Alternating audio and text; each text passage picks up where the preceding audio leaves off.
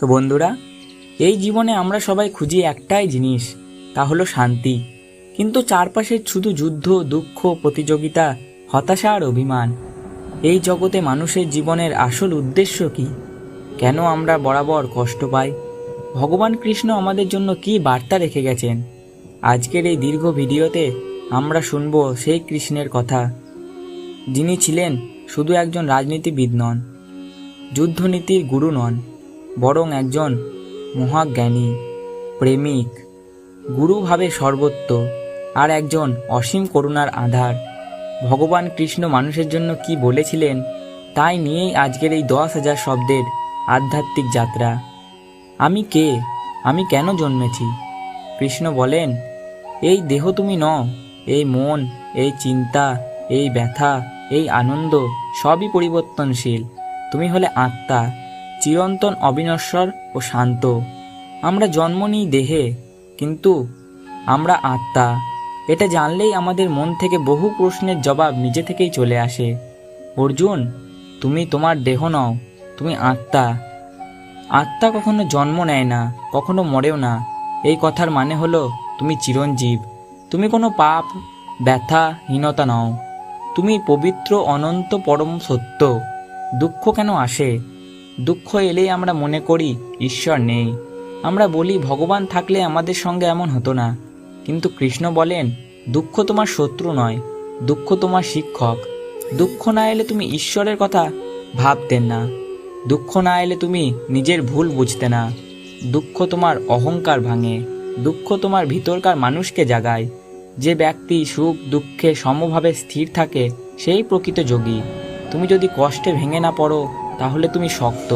আর ঈশ্বর এমন মানুষকেই সবচেয়ে বেশি ভালোবাসেন। কৃষ্ণ মানুষের কাছ থেকে কি চান? ভগবান কখনো আমাদের টাকা পয়সা, বাড়িঘর, নামকরা পদ চায় না। তিনি চান আমাদের সত্য মন। তিনি চান আমরা যেন তার কথা শুনি। তিনি চান আমরা যেন তার নাম নেই। যদি তুমি আমাকে এক ফোঁটাও জল দাও ভালোবাসা দিয়ে, আমি তাই গ্রহণ করি। এটাই ঈশ্বরের প্রকৃত রূপ, সহজ, মায়াবান ও অন্তঃস্পর্শী। কৃষ্ণ আমাদের বলে কিভাবে বাঁচব। ভগবান কৃষ্ণ আমাদের জীবনযাপন শেখান এইভাবে। সত্য কথা বলো, অহংকার বর্জন করো, মনকে নিজের নিয়ন্ত্রণে রাখো, পরের উপকার করো, ধৈর্য ধরো, নম্র হও, আত্মজ্ঞান চর্চা করো, ভগবানের নাম জপ করো। এই 8টি নিয়ম মানলে জীবন স্বর্গ হয়ে যাবে। প্রেম ও করুণা কৃষ্ণের হৃদয়। ভগবান কৃষ্ণ ছিলেন প্রেমের মূর্ত রূপ। তিনি কখনো কাউকে ঘৃণা করেননি। তিনি এক হাতে অস্ত্র ধরেছেন আর অন্য হাতে তুলেছেন প্রেমের বাঁশির সুর। তিনি দেখিয়েছেন প্রেম শুধু শরীরের জন্য নয়, আত্মার জন্য। রাধা আর কৃষ্ণের সম্পর্ক আমাদের শেখায় ভালোবাসার মানে ত্যাগ, ভক্তি মানে আত্মসমর্পণ। গীতায় কৃষ্ণ বলেছেন, সংসার ত্যাগ নয়, মন ত্যাগই মুক্তির পথ। গীতায় কৃষ্ণ বলেছেন, সংসার ত্যাগ করো না, সংসারে থেকেও মুক্ত হও। তুমি সংসারে থেকেও যোগী হতে পারো।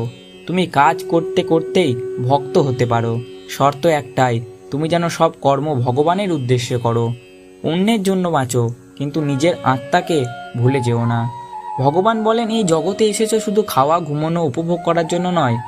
তোমার জন্ম হয়েছে জ্ঞান অর্জন ও আত্মাকে চিনে নেওয়ার জন্য। নিজেকে জানো, এটাই প্রকৃত ধর্ম।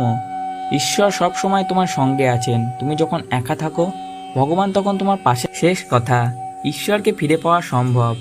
তুমি যদি সত্যিই চাও ভগবান তোমার জীবনে আসবেন, তাহলে তুমি 1 মিনিট মন থেকে নাম জপ করো। ভগবান তোমার হৃদয়ে এসে বসবেন। তুমি যদি শুধুই বলো, ভগবান আমি কষ্টে আছি, তুমি এসো, তবেই তিনি আসবেনই। কারণ ঈশ্বর কখনো ভক্তকে ফেরান না।